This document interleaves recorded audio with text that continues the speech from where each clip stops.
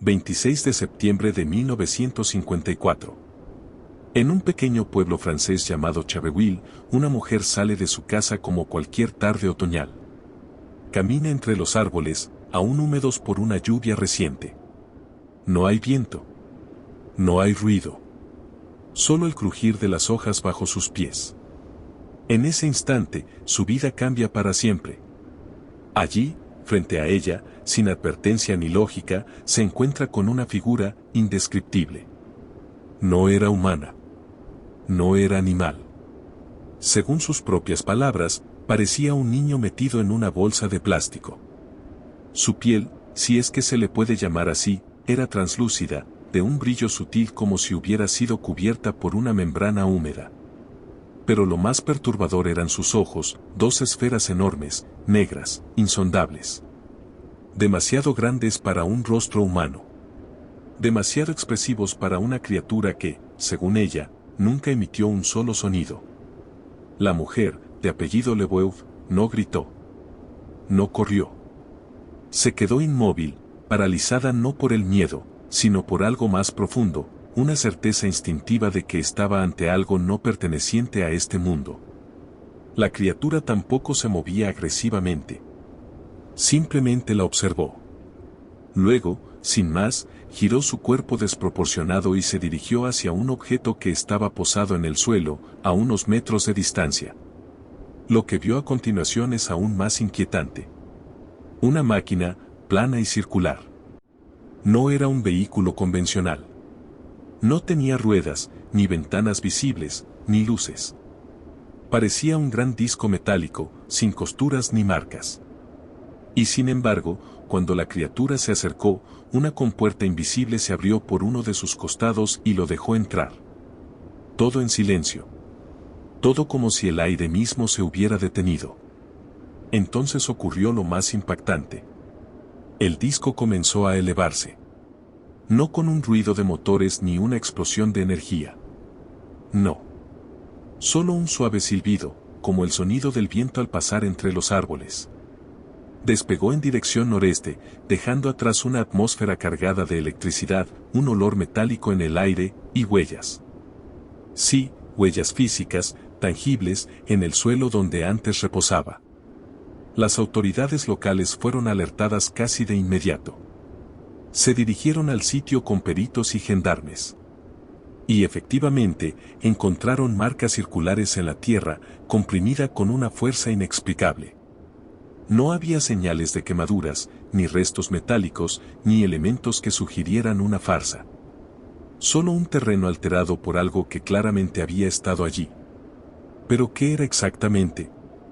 Este suceso se suma a una oleada de reportes ocurridos en Francia en ese mismo mes, como el de Oberdorf y el del Claro en Becar. ¿Coincidencias? ¿Histeria colectiva? ¿O una manifestación sistemática de entidades no humanas que eligieron la campiña francesa como punto de contacto? Y lo más desconcertante, cuando la señora Leboeuf fue entrevistada días después, su relato no titubeó. Nunca buscó fama. Nunca se desvió del detalle inicial. Un niño en una bolsa de plástico, con ojos enormes, que me miraba como si supiera todo sobre mí. ¿Qué fue lo que vio realmente esa tarde? Lo que resulta más inquietante de este caso no es solo el encuentro en sí, sino las repercusiones que tuvo en los días posteriores. La señora Leboeuf, quien hasta entonces era considerada una mujer reservada, sin antecedentes de delirio ni inclinaciones a lo fantástico, comenzó a experimentar episodios de insomnio profundo. No podía dormir, y cuando lo hacía, se despertaba bruscamente con la sensación de estar siendo observada. No era miedo. Era algo más, una presión invisible, como si hubiera quedado conectada a algo más allá de este mundo. Vecinos del área declararon que durante varias noches consecutivas vieron luces extrañas sobrevolando los cielos de Charreville. Luces que no parpadeaban, que no hacían ruido, y que se detenían en el aire sin explicación alguna. Algunos incluso relataron haber escuchado el mismo silbido suave que Leboeuf describió. ¿Era una simple sugestión colectiva? ¿O realmente había algo rondando los campos? Un grupo de investigadores independientes, conocidos como el FPAN, el Grupo de Estudios de Fenómenos Aeroespaciales No Identificados, vinculado al CNES, la Agencia Espacial Francesa. Años más tarde incluiría este caso entre los expedientes no concluidos, señalando que las evidencias físicas eran suficientes para descartar un engaño, pero insuficientes para dar una explicación racional. Y aquí es donde aparece uno de los elementos más perturbadores. Según registros municipales, un niño de apenas 5 años desapareció ese mismo fin de semana a escasos 2 kilómetros del lugar del avistamiento. Su nombre, Michel Darnier. Jugaba en un campo abierto y simplemente se desvaneció. Nunca más se le volvió a ver. No hubo rastro. No hubo testigos. Solo un balón encontrado a pocos metros de un área donde, casualmente, el pasto mostraba señales de aplastamiento circular.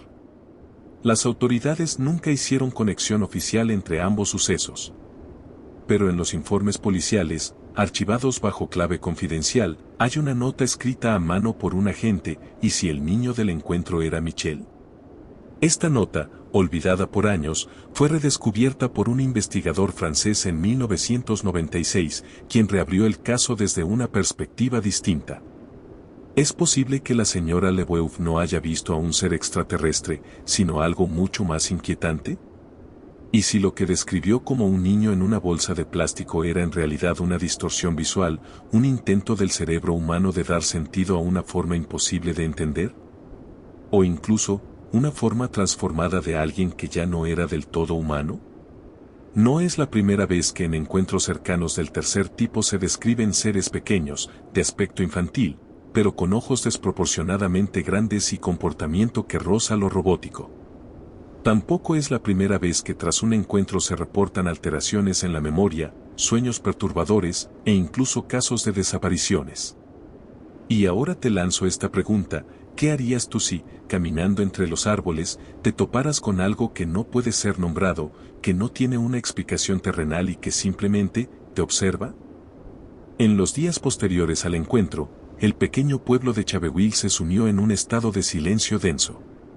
Los vecinos evitaban hablar del tema, como si temieran que nombrarlo lo trajera de vuelta. Y, sin embargo, algo había cambiado.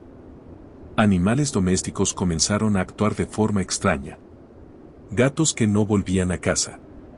Perros que ladraban hacia la nada durante la madrugada. Incluso algunos granjeros reportaron que su ganado evitaba una zona específica del campo, justo donde se hallaron las marcas del supuesto aterrizaje. El análisis del terreno reveló algo desconcertante, el suelo estaba compactado en un patrón perfecto de círculos concéntricos, sin señales de maquinaria humana. Las plantas en el centro comenzaron a marchitarse a los pocos días, mientras que en los bordes del círculo el crecimiento vegetal parecía haberse acelerado de forma anómala. Este fenómeno fue documentado, pero nunca explicado con precisión científica. Los especialistas que fueron llamados se retiraron del lugar sin emitir una conclusión formal. Algunos simplemente dijeron, esto no es normal. Años más tarde, un ufólogo retirado, Jacques Renaud, decidió investigar por su cuenta el caso Lebeuf. Renaud era conocido por su enfoque escéptico y meticuloso. No buscaba sensacionalismo, sino patrones. Lo que encontró en Chaveville lo perturbó profundamente. Durante una entrevista con un familiar de la señora Lebeuf, Renaud descubrió un cuaderno antiguo, cubierto de polvo, que la mujer había escrito en los días posteriores al encuentro. No era un diario común. Eran fragmentos, palabras sueltas, dibujos. Bocetos del ser que había visto. Números que se repetían. Y una frase garabateada más de una docena de veces en distintas páginas, no quería que lo viera. Lo más inquietante del cuaderno no era su contenido, sino el hecho de que algunos de los símbolos dibujados por la mujer coincidían con patrones encontrados en otros casos de encuentros cercanos, en países y años distintos. Uno de esos símbolos, un rombo alargado intersectado por una línea curva, fue también reportado por testigos en el famoso caso de Voronezh, en la Unión Soviética, en 1989. Y en un avistamiento rural en Puebla, México, en 1977. ¿Cómo es posible que una mujer sin acceso a información internacional, sin conocimientos en simbología ni obsesiones con lo paranormal, reprodujera un símbolo que aparecería en reportes décadas después y en otras partes del mundo? Los escépticos no pudieron responder. Los creyentes encontraron en esto una prueba de contacto. Y algunos, los más cautelosos, simplemente sugirieron que tal vez, solo tal vez, la señora Leboeuf no fue una testigo, sino una elegida. Pero la historia no termina allí. En 1974, exactamente 20 años después del suceso, otro incidente fue registrado en las afueras de Chaveville. Una joven pareja, viajando en automóvil al anochecer, reportó haber sido seguidos por una luz brillante durante más de 10 minutos. La luz desapareció al llegar a una zona boscosa. Allí, el motor del vehículo se detuvo sin explicación y el reloj del tablero marcó una hora equivocada. Ambos perdieron la noción del tiempo. Cuando llegaron a casa, ya era de madrugada. Ambos afirmaban que solo habían estado fuera durante una hora. Pero el reloj del salón marcaba 4 horas más tarde. Y justo en esa misma área, bajo las ruedas del auto, se encontraron nuevamente huellas circulares. Las mismas marcas. El mismo patrón. En 1987, un grupo de arqueólogos aficionados, mientras realizaban un levantamiento no autorizado cerca del sitio original del aterrizaje en Chaveville, encontraron algo aún más desconcertante. A escasos centímetros bajo la superficie, desenterraron una lámina metálica delgada, del tamaño de una hoja de papel, pero con propiedades anómalas. Era flexible como el caucho, pero no se podía cortar, rasgar ni quemar. Ni siquiera con una antorcha industrial. Lo entregaron a un laboratorio local para su análisis. El resultado, compuesto desconocido. Ni titanio, ni aluminio, ni aleaciones humanas. No coincidía con ningún elemento conocido en la tabla periódica. El informe fue sellado y los restos, según versiones no oficiales, fueron confiscados por personal vestido de civil que nunca se identificó. A partir de esa fecha, toda exploración en la zona fue restringida por motivos de preservación ecológica. Nunca se dio una explicación pública. Volvamos ahora a la señora Leboeuf. Con los años, su salud mental se deterioró. Pero no de forma habitual. Sufría episodios breves, intensos, en los que afirmaba escuchar voces dentro de una campana. Murmuraciones incomprensibles, siempre precedidas por un zumbido leve. Algunos de estos episodios coincidían, curiosamente, con reportes en otras regiones de Europa sobre luces extrañas en los cielos. Uno de los detalles más escalofriantes ocurrió en 1993, cuando su sobrina, al revisar documentos antiguos de la familia, encontró una serie de dibujos hechos por Leboeuf en su vejez. Ya no eran los trazos desordenados de su diario de juventud. Estos eran más precisos, casi técnicos, estructuras cilíndricas, campos magnéticos, esquemas de energía. Al fondo de una de las páginas, un mensaje corto, escrito con pulso tembloroso: me lo mostraron en sueños, pero no eran sueños. Y aquí es donde la historia da un giro inesperado. En 1995, un investigador estadounidense de fenómenos de abducción, el Dr. Alan Terence, publicó un trabajo sobre mensajes telepáticos inducidos por entidades no humanas.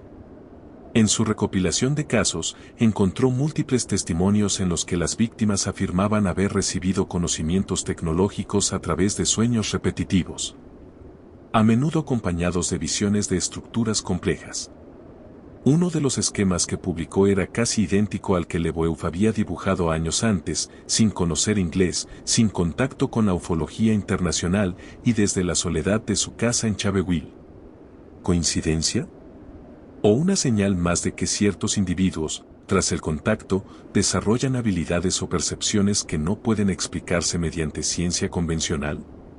Hoy, el lugar donde todo ocurrió sigue siendo un campo vacío. Nadie construyó sobre él. Los lugareños aún no evitan. Dicen que las brújulas allí no funcionan bien. Que los pájaros no se posan en los árboles cercanos. Y que, algunas noches, si uno camina lo suficiente, puede oírlo otra vez, ese silbido suave, flotando entre los árboles. La señora Leboeuf falleció en 1999, a los 82 años, sin retractarse jamás de lo que había visto aquella tarde de septiembre. En sus últimas entrevistas, aún con la voz débil y los ojos nublados por la edad, repetía una frase que dejó marcada a quienes la escucharon.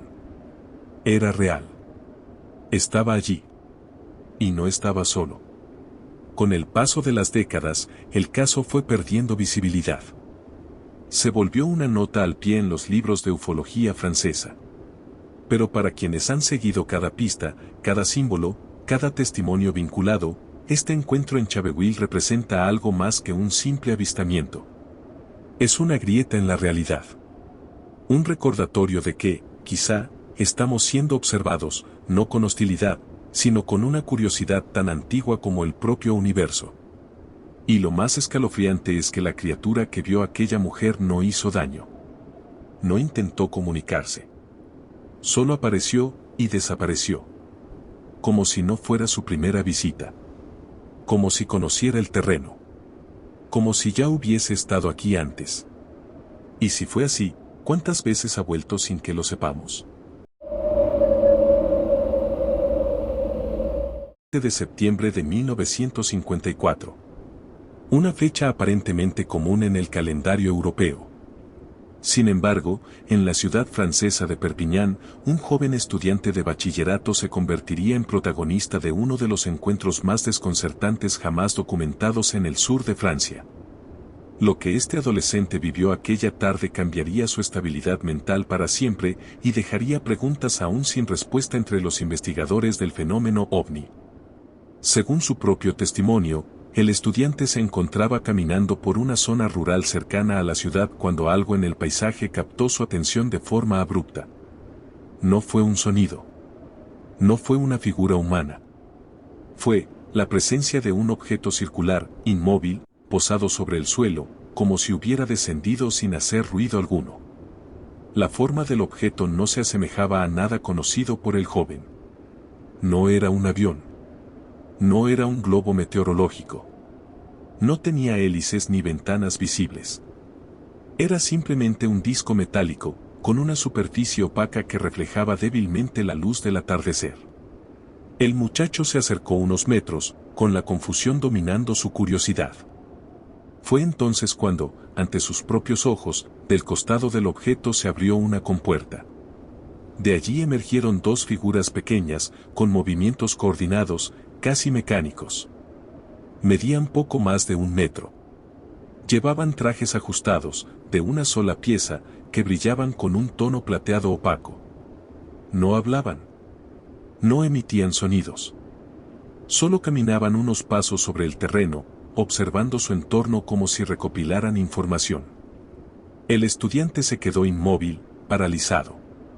Y fue ese momento de inmovilidad el que le permitió observar con atención. Las cabezas de estas criaturas eran desproporcionadamente grandes para su tamaño corporal, y sus ojos, aunque pequeños, daban la sensación de estar completamente negros. Sin párpados. Sin expresión. Pero lo más inquietante no fue su forma, sino su comportamiento. Después de unos instantes, las criaturas regresaron con precisión al interior del objeto. La compuerta se cerró, y, sin advertencia previa, el aparato se elevó con una velocidad antinatural, desapareciendo en cuestión de segundos sin dejar ningún sonido, ni turbulencia, ni humo. Aquella experiencia fue tan impactante para el joven que, al llegar a casa, no pudo articular palabra. Poco después entró en un estado de crisis nerviosa que requirió atención médica. No había señales físicas de agresión, pero su mente parecía haber colapsado por completo. Y aquí comienzan las preguntas. ¿Qué fue lo que realmente vio este estudiante en Perpiñán? ¿Por qué su reacción fue tan extrema si no hubo contacto directo ni amenaza aparente? Pero hay algo más inquietante. Este incidente no fue aislado. Solo unas semanas antes, un campesino en Chaveville, no muy lejos de allí, había descrito algo parecido, un ser pequeño, translúcido, que subió a una nave circular y despegó en silencio. ¿Estaban estos casos conectados? ¿Formaban parte de una misma oleada? ¿O eran simplemente parte de una operación silenciosa de reconocimiento, ejecutada por inteligencias no humanas? La prensa local recogió el testimonio del joven en los días siguientes, aunque con un tono ambiguo entre el escepticismo y la alarma. Los titulares hablaban de un objeto misterioso y seres diminutos, pero fue el estado del muchacho lo que más inquietó a la comunidad. Su crisis no era fingida. Tampoco era producto de una broma juvenil o de una invención fantástica. El chico estaba hospitalizado, incapaz de dormir, con episodios de ansiedad aguda y una fijación obsesiva con el recuerdo del evento. Los médicos que lo atendieron no encontraron signos de esquizofrenia ni consumo de sustancias. Simplemente diagnosticaron un trauma severo, posiblemente derivado de una experiencia inexplicable, según consta en uno de los informes recuperados por investigadores del fenómeno años después. Y es aquí donde comienzan a emerger los elementos más perturbadores. Uno de los doctores que lo entrevistó mencionó que, entre balbuceos y estados alterados de conciencia, el joven hablaba de una palabra extraña, repetida una y otra vez: Melcar.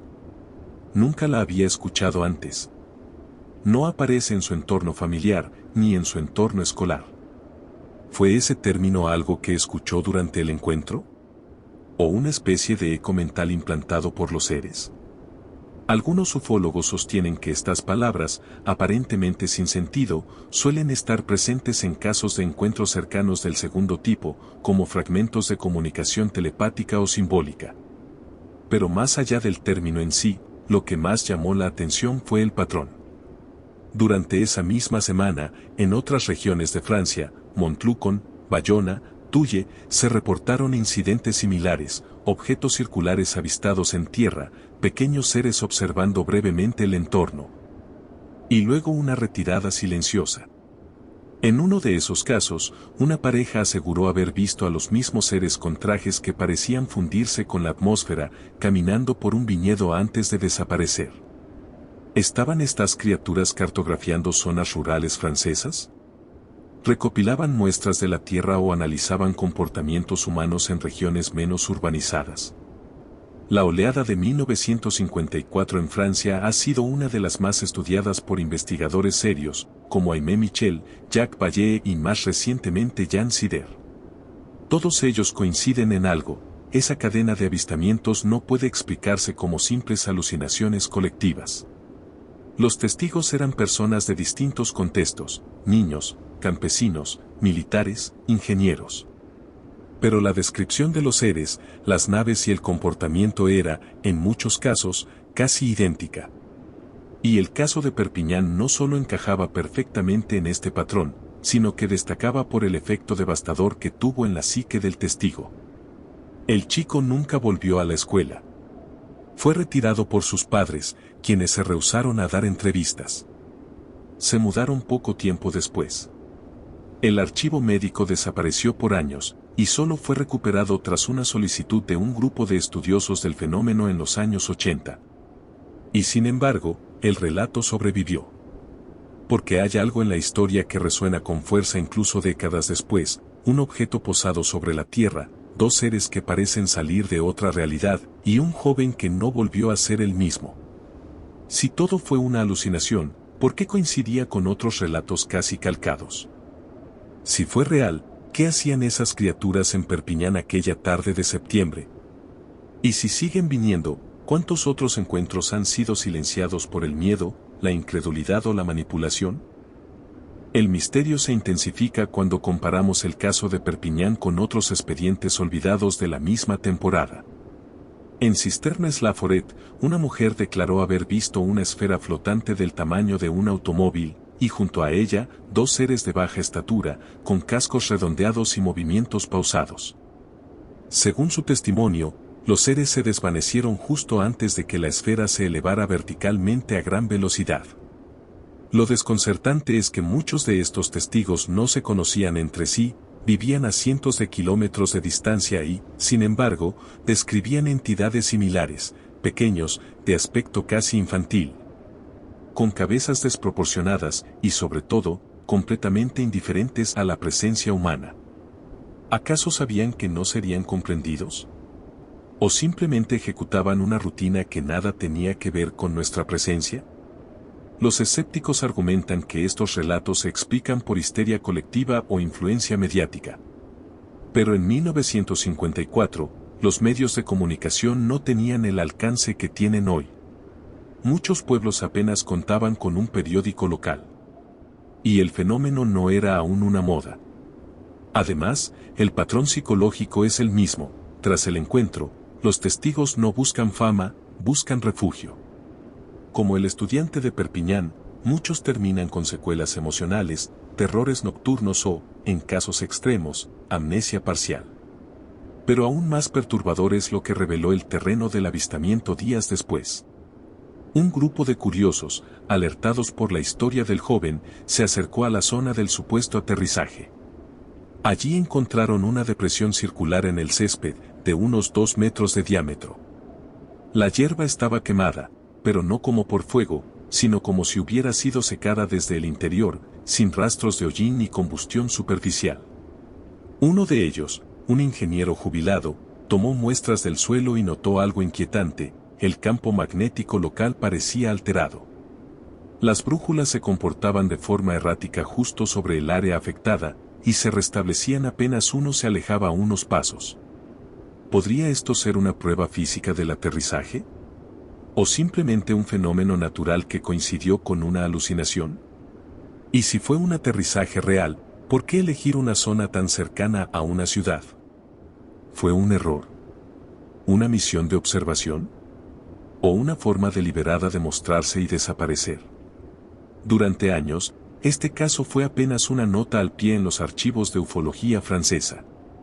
Pero hoy, gracias a la digitalización de registros y a la investigación persistente de algunos autores, ha cobrado nueva vida. No porque aporte respuestas definitivas, sino porque su coherencia con otros casos lo vuelve imposible de ignorar. El detalle más olvidado, pero también el más escalofriante, es este: semanas después del evento, ya en tratamiento psicológico, el joven comenzó a dibujar compulsivamente una figura.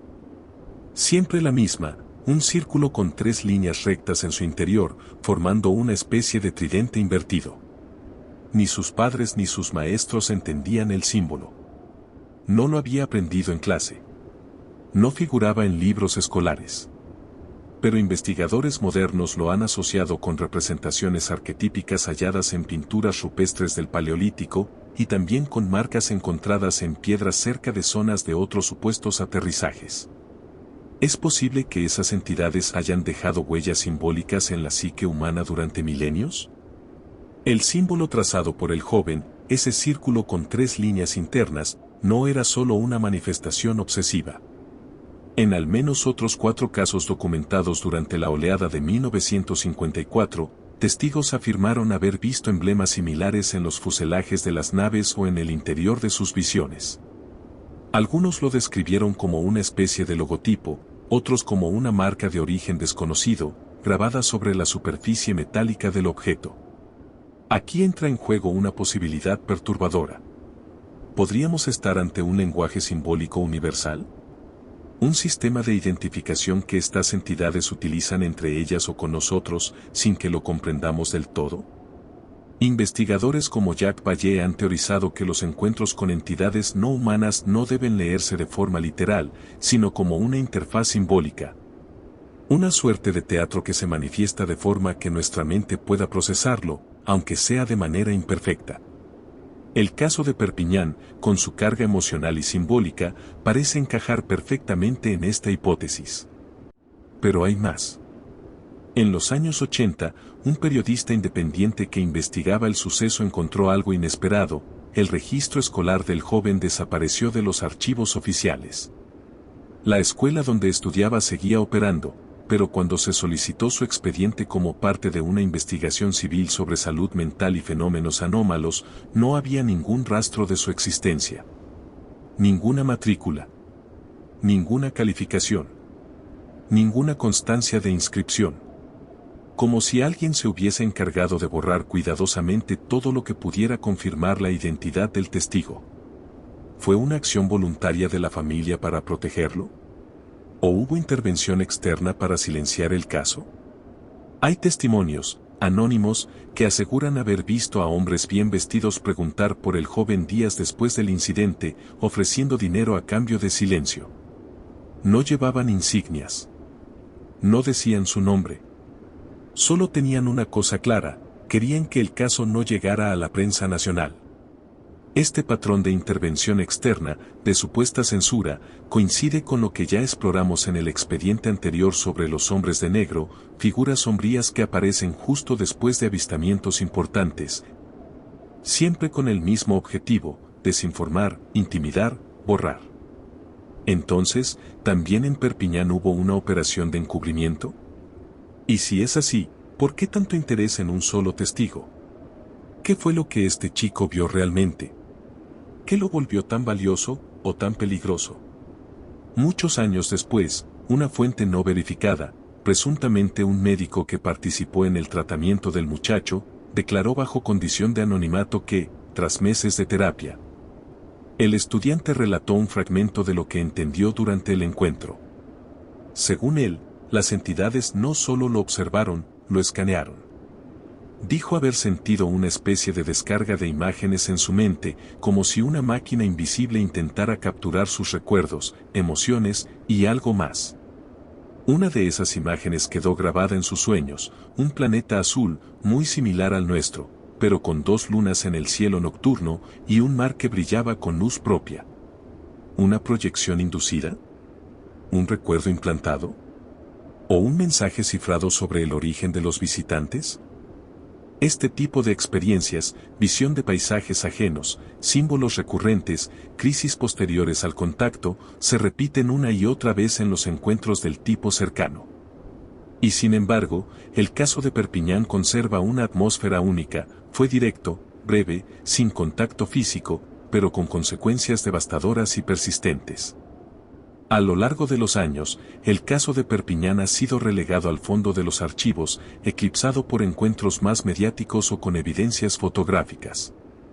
Pero su valor no está en la espectacularidad, sino en los detalles íntimos, personales, que muestran el verdadero impacto que puede tener un encuentro auténtico con lo desconocido. Este no fue un espectáculo. No fue una historia inventada para llamar la atención. Fue la tragedia silenciosa de un joven que jamás volvió a ser el mismo. Y aún hoy, más de medio siglo después, el símbolo que dibujó, las palabras que repetía y las huellas electromagnéticas en el terreno siguen sin explicación lógica. Ninguna autoridad dio una versión oficial. Ninguna investigación formal se llevó a cabo. Nadie, salvo los curiosos y los investigadores independientes, se atrevió a mirar con seriedad lo que ocurrió en ese terreno rural de Perpiñán. La verdadera pregunta ya no es si el joven dijo la verdad. La pregunta es: ¿qué hacemos con estos testimonios? ¿Los ignoramos porque no encajan en nuestras categorías? ¿O empezamos a unir los hilos dispersos que conectan estos eventos con una posible realidad más grande? Porque cuando se mira el conjunto de casos en Francia durante 1954, y más allá, emerge un patrón que no puede ser casualidad. Una presencia. Una tecnología. Un propósito que aún no comprendemos. Y si están aquí desde hace tanto tiempo, observando, acercándose sin contacto directo, dejando rastros simbólicos, ¿qué están esperando? ¿Una respuesta de nuestra parte? ¿Un momento específico?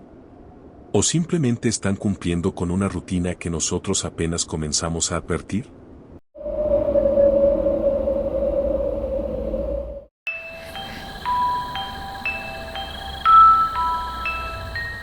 La tarde del 27 de septiembre de 1954 parecía tranquila en el pequeño pueblo montañoso de Prémanon, al este de Francia.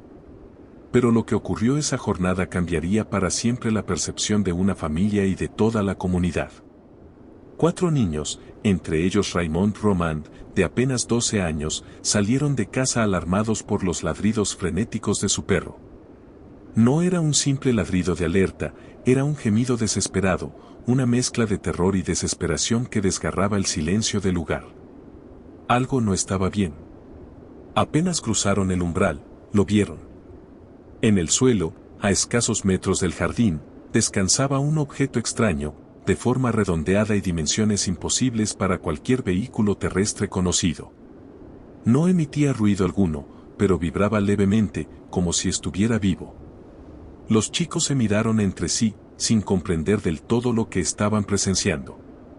Y entonces, en el patio, algo aún más inquietante, una figura pequeña, de movimientos pausados, emergió de la penumbra junto a unos arbustos.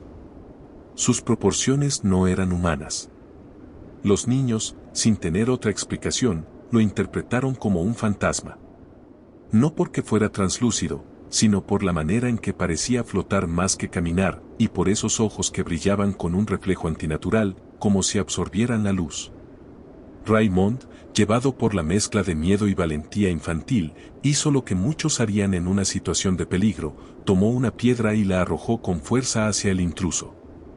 El ser no esquivó. El proyectil lo alcanzó, pero no provocó reacción alguna. Ni un gemido, ni un movimiento brusco. Tan solo un leve retroceso, como si el cuerpo del ente absorbiera la energía del impacto. Fue entonces cuando el objeto en el suelo emitió un leve zumbido, casi imperceptible al oído humano, pero suficiente para silenciar al perro, que se echó de inmediato al suelo, temblando. Los niños, paralizados por el miedo, vieron cómo la figura se dio la vuelta lentamente y comenzó a desplazarse hacia la nave, sin apuro, sin miedo. Raymond intentó lanzar otra piedra, pero su brazo no respondió. Literalmente no podía moverse. Uno de los niños empezó a llorar. Otro retrocedió a la casa, pero la puerta, que habían dejado entreabierta, ahora estaba cerrada, y no respondía a los intentos por abrirla. ¿Estaban atrapados? ¿O algo, o alguien, había intervenido? Entonces, un detalle, el aire en torno al objeto comenzó a ondular, como si se distorsionara, como si el calor de una hoguera invisible comenzara a envolver la escena.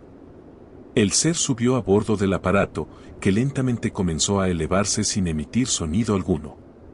Nada de viento, nada de humo, solo la vibración leve en el suelo y un aroma metálico, casi ácido, que se apoderó del entorno. Cuando el objeto desapareció por completo, la puerta de la casa se abrió como si nada. El perro seguía en el suelo, con los ojos abiertos, pero sin moverse. Y los niños simplemente se miraron, sabiendo que nadie creería lo que acababan de presenciar. Pero eso no fue lo más perturbador. Días después, Raymond comenzó a dibujar compulsivamente un símbolo que jamás había visto antes, un círculo con 3 líneas quebradas que emergían de su base. Lo repetía en cada hoja, en cada cuaderno, en las paredes de su habitación. No sabía qué significaba. Nadie lo sabía. Y es aquí donde la historia comienza a entrelazarse con otros casos de la misma oleada de septiembre de 1954. En Perpiñán, Chaveville y otros puntos de Francia, se reportaron apariciones similares, figuras diminutas, objetos silenciosos, y un detalle común, símbolos repetidos por los testigos. ¿Coincidencia? ¿O una comunicación codificada?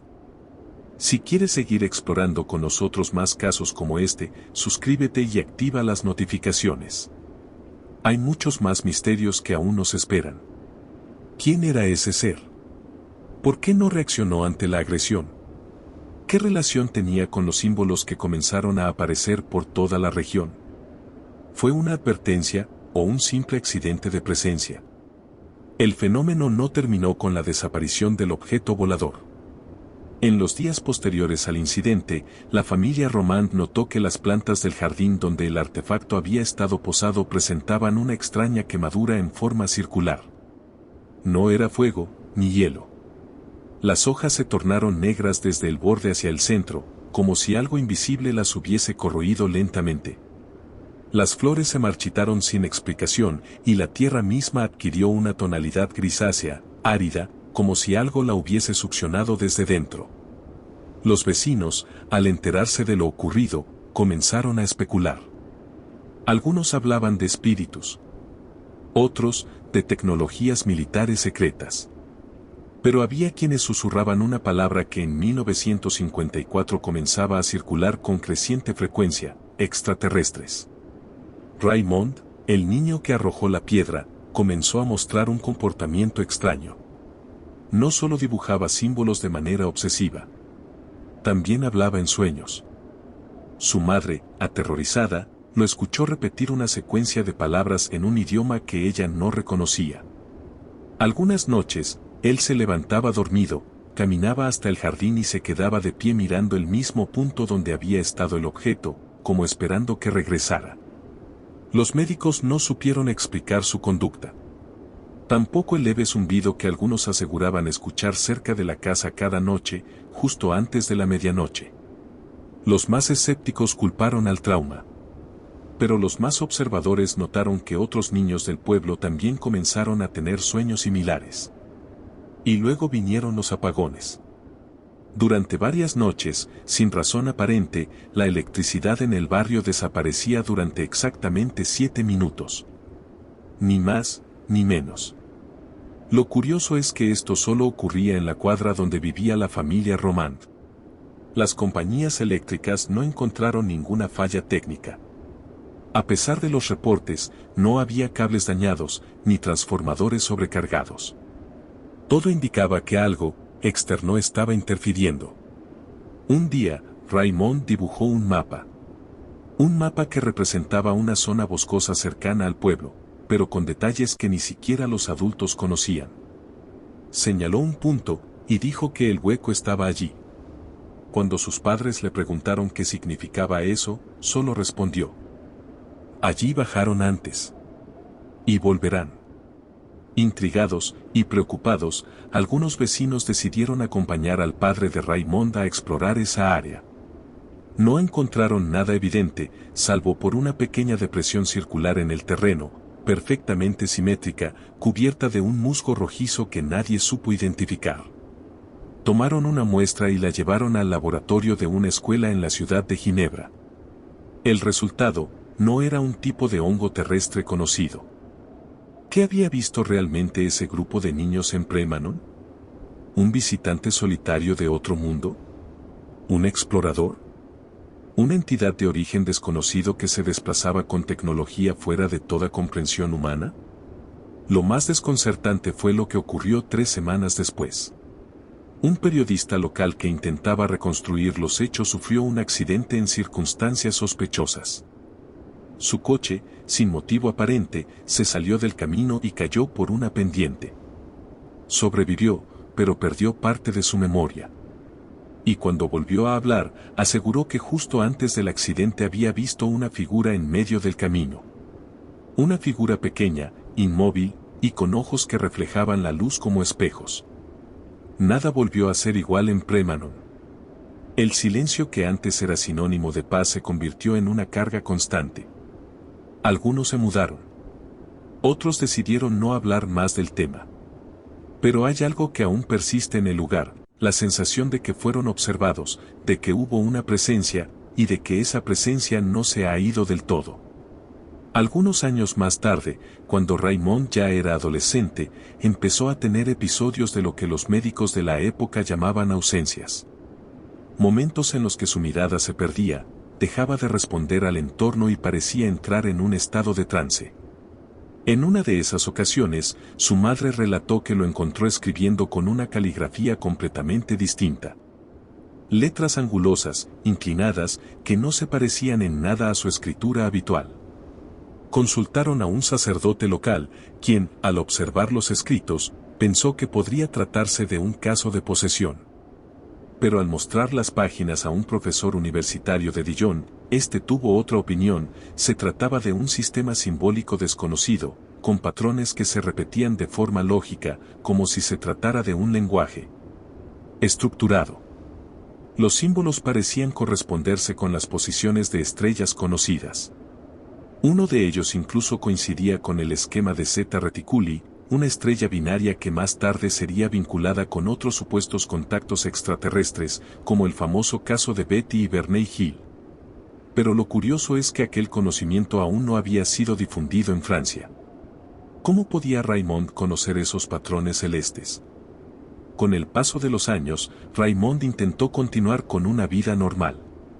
Pero algo siempre lo acompañó, una sensación permanente de ser vigilado. En varias ocasiones reportó ver luces en el bosque, las mismas que aseguraban haber visto sus vecinos en los días posteriores al incidente de 1954.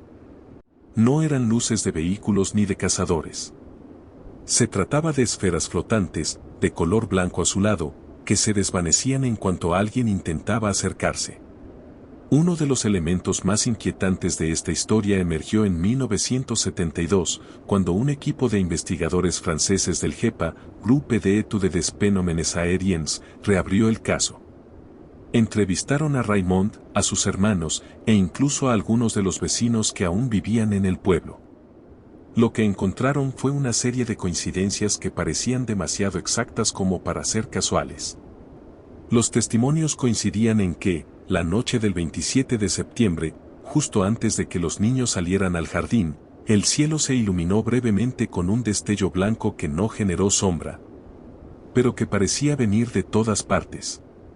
El fenómeno fue tan rápido que muchos pensaron que fue solo una ilusión, hasta que días después, en pueblos vecinos, comenzaron a reportarse experiencias similares, objetos silenciosos, entidades diminutas, y una sensación de parálisis momentánea entre los testigos.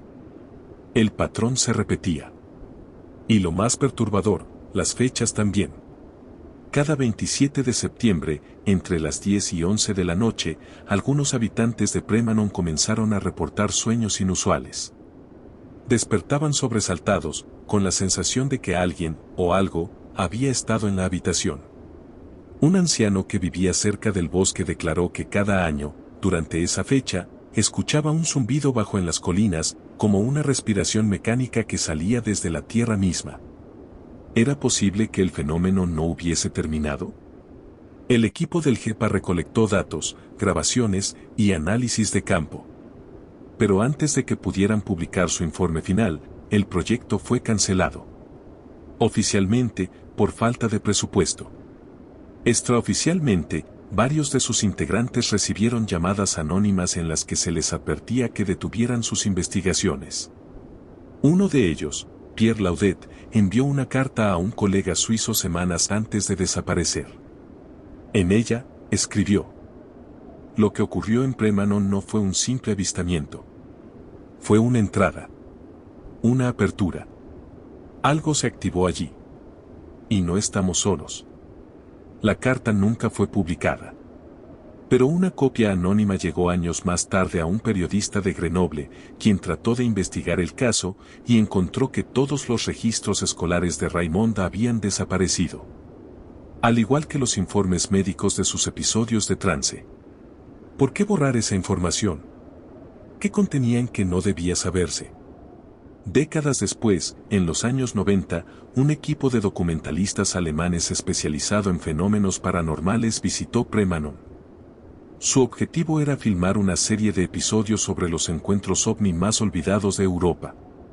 El caso de Raymond Romand parecía uno de los más intrigantes. Durante su estancia, entrevistaron a Raymond, ya un hombre mayor, reservado, con el rostro marcado por los años pero con una mirada intensa que parecía atravesar el tiempo. Aceptó hablar, con una condición, que no se grabara el momento en que relatara lo que verdaderamente vio esa noche, más allá de lo que ya se había dicho públicamente. Lo que contó en esa entrevista privada dejó helados a los presentes. Raymond aseguró que el ser al que le arrojó la piedra no estaba solo. Afirmó que, en el momento exacto en que el objeto vibraba en el suelo, otros dos seres estaban al borde del bosque, observándolos. No eran pequeños como el primero. Eran más altos, esbeltos, con extremidades largas y una piel que no reflejaba la luz, sino que la absorbía. Estaban inmóviles, como estatuas, pero sus ojos brillaban con un resplandor tenue, casi hipnótico. El pequeño ser en el patio, según Raymond, actuaba como una especie de cebo. Su presencia no era accidental. Era parte de una estrategia. Mientras los niños lo observaban, los otros seres permanecían ocultos, estudiándolos, midiendo sus reacciones. Cuando el objeto despegó, Raymond no solo sintió miedo, también escuchó algo. Una voz dentro de su cabeza. No palabras, sino una emoción, una intención. como si lo estuvieran reconociendo, como si lo hubiesen marcado. Desde entonces, dijo, nunca volvió a sentirse solo. En 1998, uno de los camarógrafos del equipo de documentalistas regresó a Premanon por su cuenta, con la intención de realizar un seguimiento personal. Lo último que se supo de él fue una llamada que hizo a su esposa desde una cabina telefónica en Gex, un pueblo cercano. En ella dijo solo una frase. Raymond tenía razón. No era un fantasma. Nunca se volvió a saber de él. La policía encontró su coche a la orilla de un camino forestal, con la puerta abierta y el motor aún encendido. No había señales de lucha. Solo sus zapatos, perfectamente alineados junto al asiento del conductor. En los años siguientes, los rumores aumentaron. Algunos habitantes de Premanon aseguraron que, en noches claras de septiembre, podían verse luces flotando sobre el bosque. Otros, que sus relojes se detenían al pasar por cierto sendero cerca de la casa de los Romand. Pero nadie se atrevía a hablarlo en público. La familia Romand vendió la casa en 2003. Los nuevos dueños solo duraron 6 meses. Alegaron problemas de salud inexplicables, mal funcionamiento eléctrico constante y, sobre todo, pesadillas recurrentes. El padre de familia declaró que su hija, de 6 años, hablaba en sueños en un idioma que no conocían y dibujaba círculos concéntricos con una precisión inhumana. Lo más inquietante fue el último testimonio registrado antes de que el caso quedara silenciado por completo. En 2007, un visitante del museo local, fascinado por las historias antiguas del pueblo, se aventuró a visitar la zona boscosa donde supuestamente se había posado el objeto. Encontró la misma depresión circular en el terreno, aún visible, cubierta de un musgo oscuro. Decidió tomar una fotografía. Al revelar la imagen, notó algo que no había visto en el momento, una silueta al fondo, parcialmente oculta entre los árboles. Pequeña. Diminuta. De pie. Observando. La fotografía fue enviada a varios expertos, quienes no pudieron determinar qué era con certeza. Algunos dijeron que era una pareidolia. Otros, que se trataba de un animal. Pero los que conocían la historia, supieron inmediatamente lo que estaban viendo. Hoy, el caso de Raymond Romand y el encuentro de Premanon permanece oficialmente sin resolver. Pero en los círculos privados de investigadores del fenómeno OVNI, se ha convertido en uno de los más inquietantes de toda la oleada francesa de 1954. No por su espectacularidad, sino por su patrón invisible, el silencio prolongado, la huella psicológica duradera en los testigos, la alteración física del entorno y el encubrimiento progresivo de toda evidencia concreta. Raymond falleció en 2014, a los 72 años. Sus últimos años los vivió en reclusión, negándose a hablar más del tema. Solo una vez, en una carta que dejó sin destinatario y que fue encontrada entre sus pertenencias, escribió lo siguiente. El ser al que vi no vino solo. Yo lo sentí dentro de mí desde aquel día. Como si me hubiera marcado.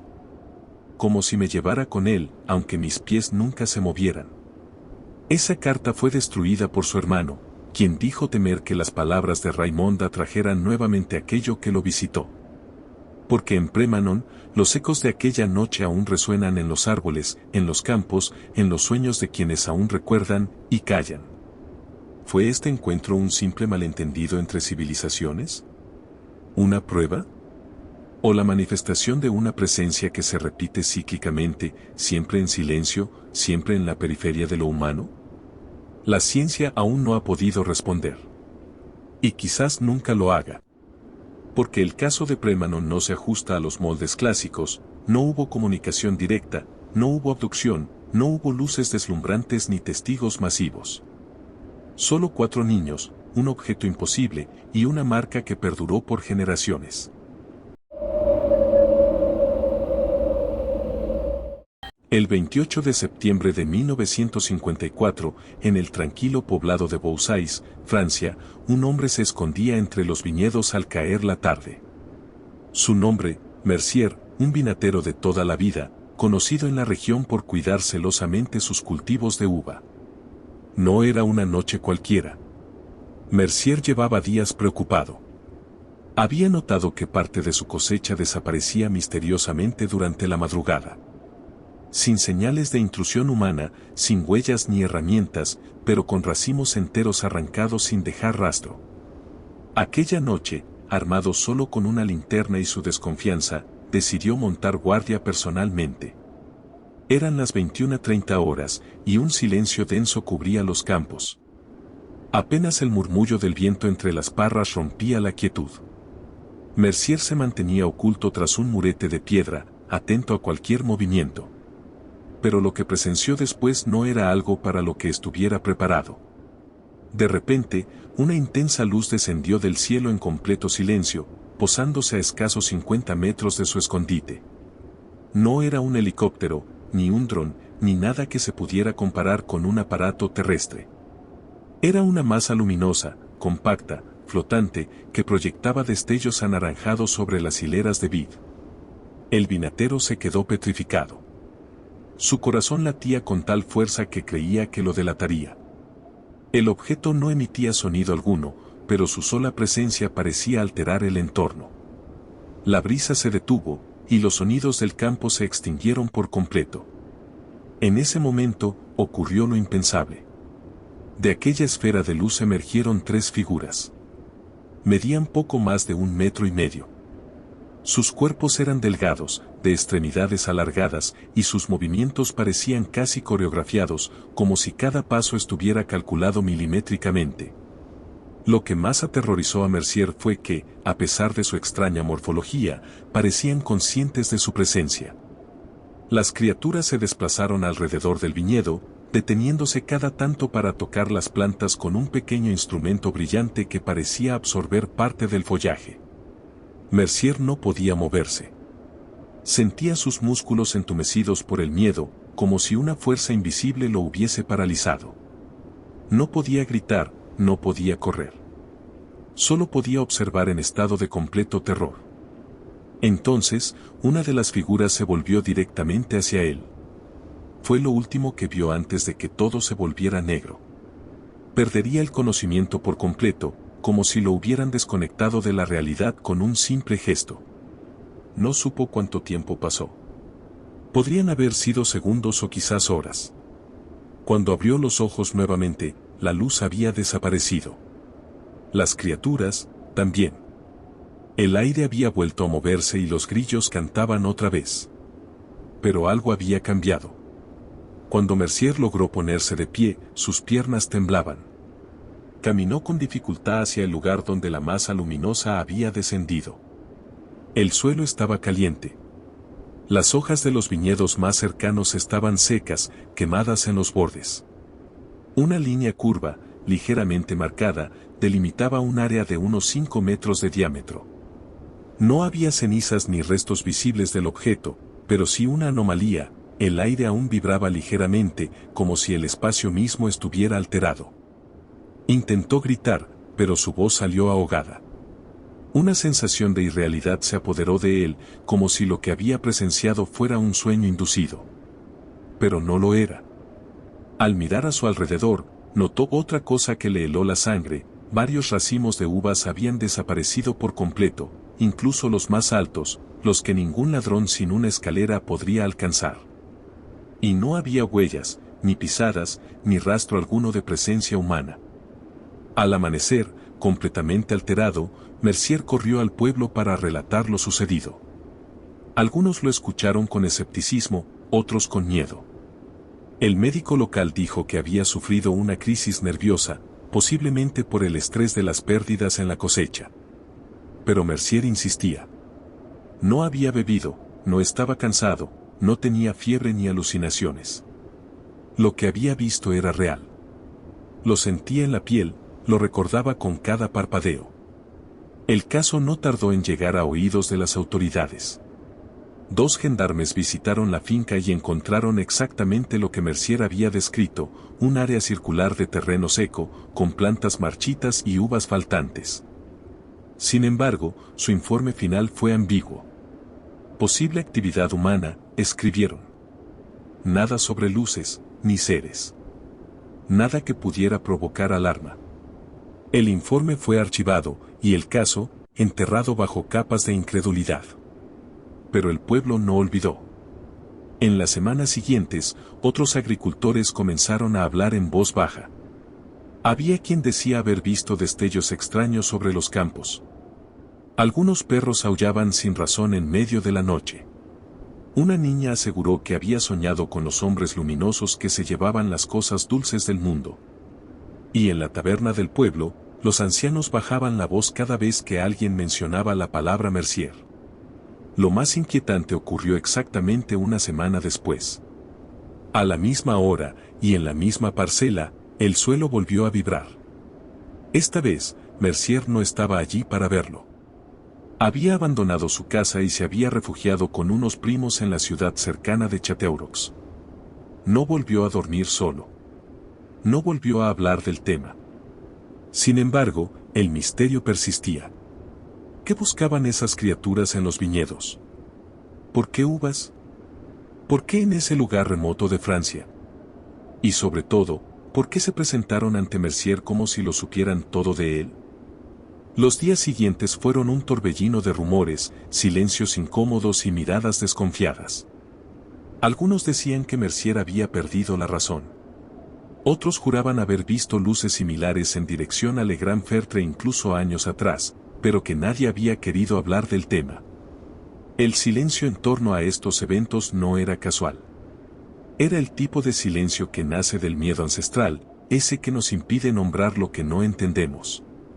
Un investigador aficionado, Jacques Leroux, enterado del suceso a través de un periódico local, se presentó en Beausais pocos días después. Leroux había estudiado varios casos de encuentros cercanos en zonas rurales de Francia, y algo en el relato de Mercier le pareció familiar.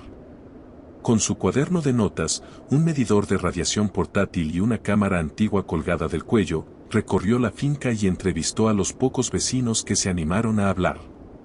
Lo más llamativo fue que el medidor de radiación, un modelo básico pero funcional, mostró un incremento anómalo justo en el área del supuesto aterrizaje.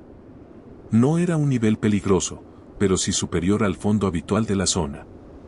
Leroux también encontró una serie de patrones inusuales en el suelo, similares a ondulaciones térmicas o marcas de presión superficial. Documentó todo, tomó fotografías y volvió a París. Pero su artículo nunca fue publicado. Poco después, Leroux desapareció en circunstancias poco claras, según consta en el archivo de su pequeña revista de ufología, Lumières Oubliés. Mientras tanto, Mercier comenzó a padecer episodios de insomnio, ansiedad y una sensación constante de que algo lo observaba. Decía ver destellos fugaces por las noches, y en más de una ocasión se levantó creyendo escuchar voces en un idioma que no comprendía. Lo más inquietante fue cuando descubrió, al revisar las parras semanas después, que algunas uvas habían mutado de forma y color, se veían más brillantes, casi metálicas, y su sabor era ligeramente ácido. Distinto al dulce intenso que él mismo conocía desde niño. La cosecha de ese año fue la última que Mercier vendió. Decidió retirarse del cultivo y dejó sus tierras en manos de un primo lejano. Nunca más volvió a pasar la noche en Le Grand Fertre. El episodio lo había marcado para siempre. En su diario, encontrado años después por un nieto, dejó una frase escrita con trazo tembloroso: no vinieron por mí, vinieron por algo más que aún no entiendo. El fenómeno no volvió a repetirse en esa exacta parcela, pero los alrededores de Beausais han sido señalados desde entonces como una zona de actividad inusual por diversos grupos de investigación no oficial. En archivos olvidados, relatos parecidos aparecen con fechas anteriores al caso de Mercier, lo cual plantea una posibilidad desconcertante: ¿y si estos visitantes ya habían estado aquí desde mucho antes, observando en silencio, recolectando en la sombra? En la década de 1980, un grupo de investigadores italianos especializados en lo que llamaban intervenciones agrarias anómalas viajó hasta Beausais. Conocían el caso Mercier por una mención en una carta enviada a un seminario en Turín, donde se comparaban casos de alteración biológica de cultivos asociados a observaciones aéreas no identificadas. Al llegar, se encontraron con un pueblo reacio a hablar.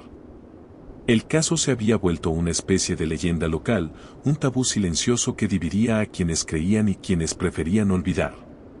Sin embargo, uno de los hijos del primo de Mercier, que había heredado el terreno, aceptó permitir la entrada al viejo viñedo. Lo que descubrieron dejó atónitos a los visitantes. A casi 3 décadas del encuentro, la tierra del círculo donde el objeto había descendido no mostraba señales de recuperación natural. Allí no crecía vegetación alguna.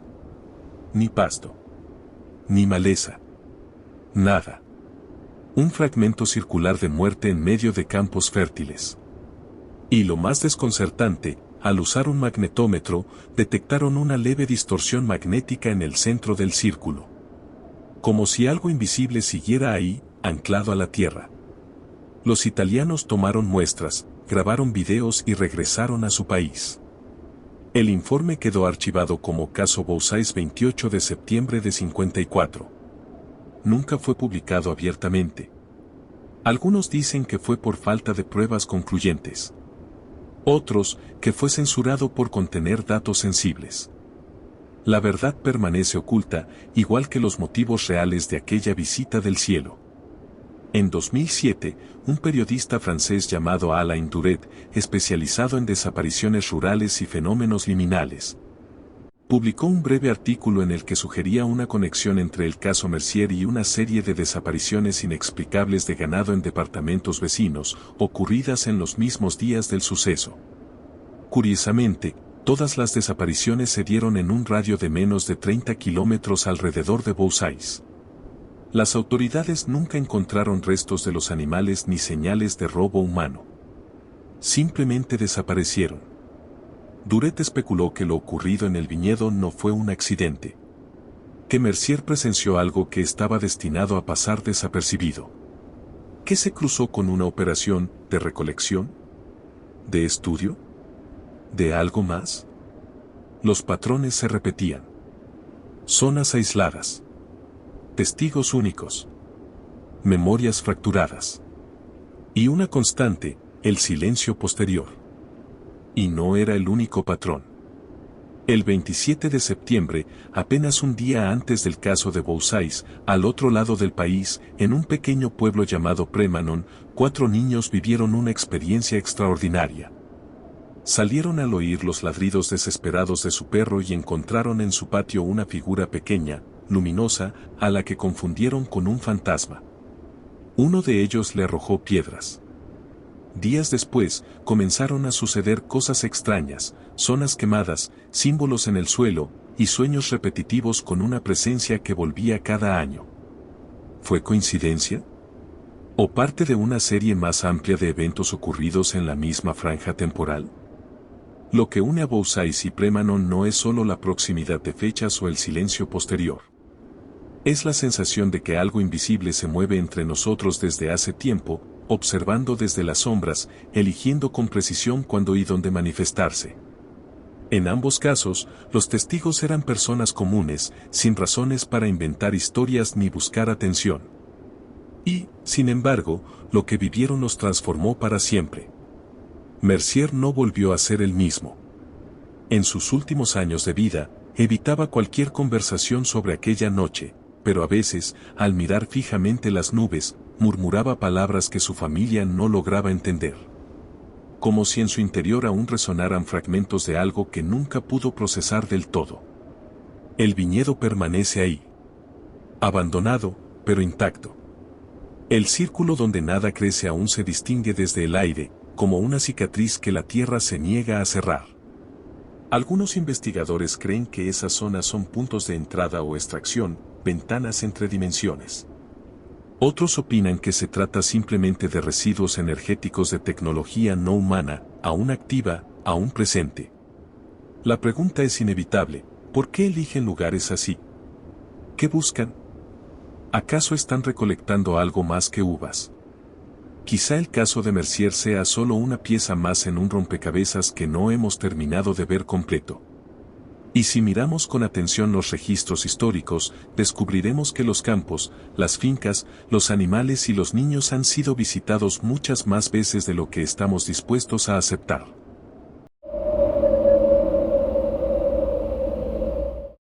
La noche del 1 de octubre de 1954 en Jussey, una pequeña localidad en el este de Francia, parecía una más de otoño, el cielo limpio, el aire fresco y los últimos rumores del día desvaneciéndose entre los árboles.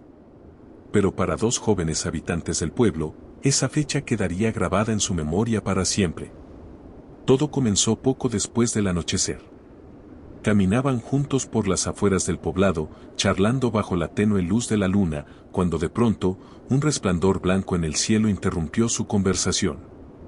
Lo que al principio parecía una estrella fugaz, rápidamente se transformó en algo imposible de ignorar, un disco blanco y luminoso que surcaba el cielo con movimientos precisos e inteligentes. Lo más inquietante no fue su forma ni su velocidad. Fue el descenso repentino, casi violento, hacia un claro del bosque cercano. El objeto, ahora más grande a la vista, parecía emitir una luz blanca tan intensa que iluminaba los árboles y el suelo como si fuera de día. Los jóvenes se miraron. Dudaron. Y luego, impulsados por la misma curiosidad temerosa, se acercaron a cierta distancia prudente. Entonces ocurrió lo que los marcaría para siempre. Del centro del objeto, sin que pudieran distinguir compuertas ni rampas, emergieron dos figuras. Eran altas, mucho más que un hombre promedio. Vestidas completamente de blanco, sus movimientos eran fluidos, casi coreográficos, como si cada gesto tuviera una intención clara. Pero lo más desconcertante era su presencia, no emitían sonido, no hablaban. Solo los miraban. Uno de los seres alzó su brazo, como saludando. El otro extendió ambas manos, como si intentara explicar algo. Pero los gestos no eran humanos, y por eso mismo, resultaban aún más inquietantes. La escena tenía algo de irreal, como un sueño que roza la frontera con la pesadilla. Los jóvenes, paralizados por segundos eternos, sintieron de pronto un frío que no venía del aire. Fue un impulso instintivo el que los obligó a correr. Gritando, sin mirar atrás, huyeron del claro, del disco y de aquellos dos seres silenciosos que los observaban con calma, como si hubieran previsto esa reacción. ¿Qué querían? ¿Quiénes eran? ¿Y por qué eligieron precisamente a ellos para manifestarse? La historia apenas comienza. Al llegar al pueblo, los jóvenes estaban fuera de sí. Gritaban, temblaban, no podían explicar del todo lo que habían visto. Sus palabras se entrecortaban entre sollozos y jadeos, un disco, luces, hombres blancos, gigantes. Los adultos, al principio incrédulos, notaron que no era una broma ni un intento de llamar la atención. Algo los había aterrado hasta los huesos. El médico del pueblo, alertado por la madre de uno de los chicos, los examinó esa misma noche. Sus pulsos eran irregulares, sus pupilas dilatadas y presentaban un estado de shock evidente. No tenían heridas físicas, pero sus cuerpos mostraban signos de una descarga intensa de adrenalina. El diagnóstico fue claro, estrés postraumático. ¿Pero causado por qué? La policía local acudió al claro donde se suponía que había descendido el objeto. No encontraron el disco, ni a los misteriosos hombres altos. Pero sí hallaron algo que inquietó a los gendarmes, el suelo del claro mostraba señales evidentes de quemaduras circulares, como si algo muy caliente hubiera tocado tierra. La hierba estaba chamuscada en un patrón perfecto, que recordaba a una hélice o a un símbolo sin sentido aparente. También se registró un olor metálico y penetrante en el aire, como una mezcla de ozono y aceite quemado. Los agentes tomaron fotografías, levantaron informes y se comunicaron con el ejército. Poco después, los militares franceses se presentaron en Jussey con vehículos sin identificación visible. Interrogaron a los chicos y requisaron las muestras del suelo. A los habitantes del pueblo se les pidió guardar silencio. No hubo comunicados oficiales. Y, con el tiempo, la historia fue enterrada bajo la categoría de evento inexplicable. Pero no para los testigos. Uno de ellos, Jean-Luc M., décadas después, confesó en una entrevista anónima que aquella experiencia no solo lo había marcado emocionalmente, también había cambiado su percepción del mundo. Contó que durante los días posteriores al encuentro comenzó a soñar con figuras geométricas flotando en el cielo, con voces sin sonido que le susurraban en un idioma que no entendía. Y con una sensación constante de ser observado. ¿Fueron estos sueños una secuela psicológica?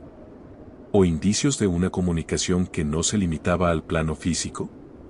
Lo cierto es que ni Jean-Luc ni su amigo volvieron a acercarse jamás a aquel claro. Y durante años evitaron incluso hablar del tema. Pero hay más. Mucho más.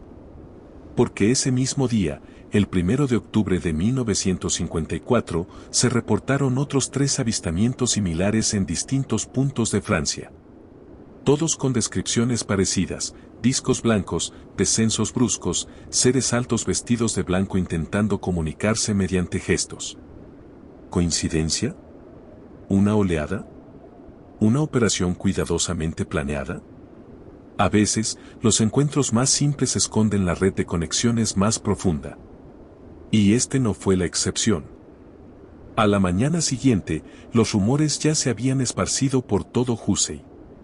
Algunos vecinos comenzaron a recordar luces extrañas vistas en el cielo semanas antes, o fallos eléctricos breves en sus casas durante las noches anteriores. Un ganadero dijo que, esa madrugada, su ganado estaba inquieto y había roto el corral. Otro, que su perro aulló sin razón aparente durante más de media hora. Pero lo más sorprendente fue lo que relató una mujer mayor, llamada Madame Bertine, que vivía sola a pocos kilómetros del pueblo. Al enterarse de lo ocurrido, confesó algo que hasta ese momento había guardado por temor al ridículo. La misma noche, poco después del anochecer, vio desde su ventana como un haz de luz blanca descendía lentamente sobre el bosque. No era un relámpago ni un foco, aseguró. Era como si el cielo se abriera y se vertiera algo, no sé qué, una presencia. El patrón comenzaba a tomar forma. No se trataba de un simple avistamiento aislado. Todo indicaba que ese 1 de octubre, algo, o alguien, había descendido en varios puntos del este de Francia con un propósito desconocido. Investigadores independientes que siguieron el caso años después encontraron coincidencias inquietantes. Los seres descritos, altos, delgados, vestidos de blanco, comunicándose sin hablar, eran similares a los observados en otros encuentros alrededor del mundo, incluyendo reportes de América Latina y Europa del Este en fechas muy cercanas. Los ufólogos que estudiaron el caso de Hussey lo clasificaron como un posible encuentro del tercer tipo, con interacción no verbal y comportamiento no agresivo por parte de los ocupantes.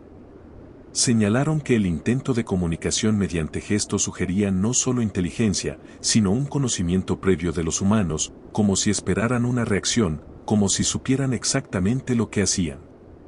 Pero había algo más.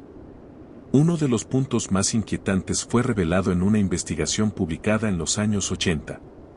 En ella se afirmaba que los discos observados el 1 de octubre seguían una línea recta perfecta en su trayecto por el cielo francés, casi como si siguieran una ruta trazada. Hussey no habría sido más que una escala. ¿Un mapa celeste? ¿Una línea energética?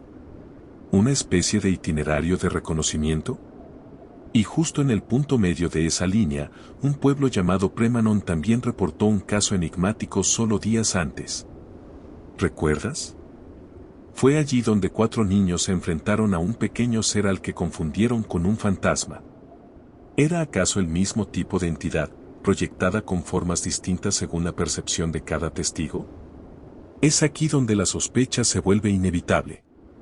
¿Estamos ante visitas separadas de distintos seres, o frente a una misma inteligencia que adapta su apariencia según a quien se presenta?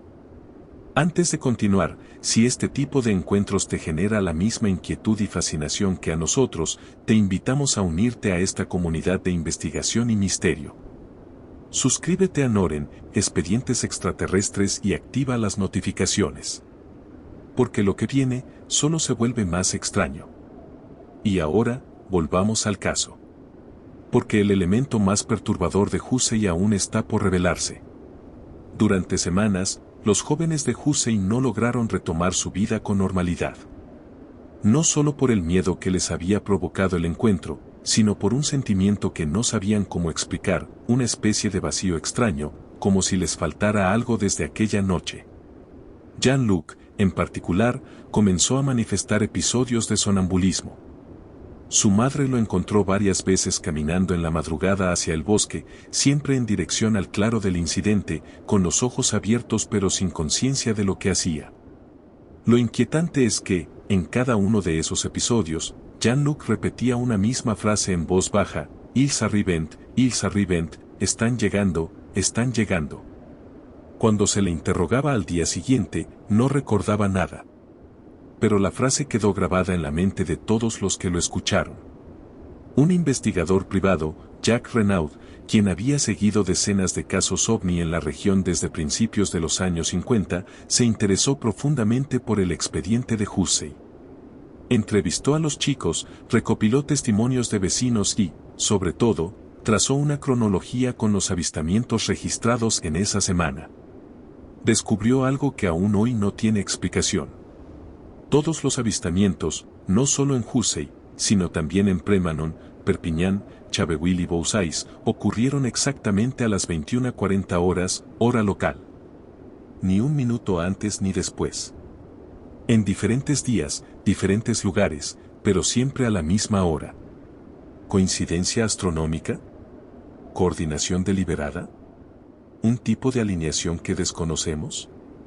Renaud también obtuvo acceso a un documento confidencial que señalaba que, la misma noche del 1 de octubre, varios radares militares franceses habían registrado un objeto no identificado descendiendo en picada desde altitudes superiores a los 20.000 metros, desapareciendo repentinamente en una zona boscosa de Hussey. A pesar de la presión, el ejército nunca reconoció públicamente la existencia del objeto, pero retiró al personal enviado para la investigación pocos días después sin dar mayores explicaciones. Sin embargo, lo más desconcertante aún estaba por salir a la luz. En una visita posterior al claro, ya a finales de ese mismo mes, un grupo de cazadores descubrió algo semioculto bajo la hojarasca otoñal. Era una piedra, pero no una cualquiera, tenía tallado un símbolo perfecto, una especie de espiral encerrada en un triángulo invertido.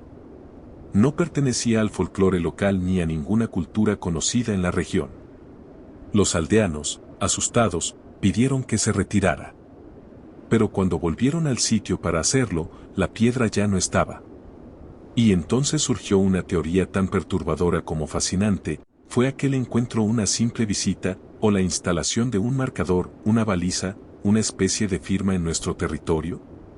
¿Y si esos seres no buscaban hablar, sino señalar? Hussey fue solo uno de los puntos de contacto en una línea que aún no hemos terminado de trazar. Han pasado décadas desde aquella noche en Hussey, pero los interrogantes permanecen abiertos. El bosque donde todo ocurrió sigue ahí, silencioso y aparentemente igual, pero para quienes conocen la historia, hay una sensación de que algo quedó anclado en ese lugar. Algo que no vemos, pero que se percibe, como una vibración débil bajo la superficie del tiempo. Los dos jóvenes testigos, hoy hombres mayores, nunca se retractaron de su historia. A pesar de las burlas, del escepticismo y del silencio oficial, siempre sostuvieron que lo que vieron no era de este mundo. Lo más desconcertante, decían, no fue el objeto ni los seres, fue la certeza absoluta de que aquello no era un accidente. Que su presencia tenía un propósito. El patrón que une este encuentro con otros casos similares en Francia y el mundo sugiere que no se trató de un evento aislado. Al contrario, parece parte de una serie de intervenciones cuidadosamente medidas.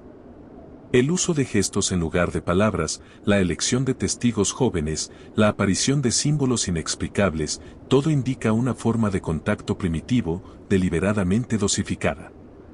Como si nos estuvieran preparando para algo que todavía no entendemos. ¿Y si estos encuentros no son visitas, sino capítulos de un manual que aún no sabemos leer? ¿Y si los mensajes están en las miradas, en los patrones, en las coincidencias horarias, en los detalles que ignoramos? Tal vez los verdaderos archivos clasificados no estén en bases militares ni en laboratorios secretos, sino esparcidos en la memoria de personas comunes. En aldeas remotas como Hussey, en claros silenciosos donde alguna vez una luz descendió y algo cambió para siempre. Si te interesa seguir explorando estos misterios, suscríbete ahora a Noren, Expedientes Extraterrestres y activa las notificaciones. Hay muchas más historias que aún no han sido contadas y están más cerca de lo que imaginas.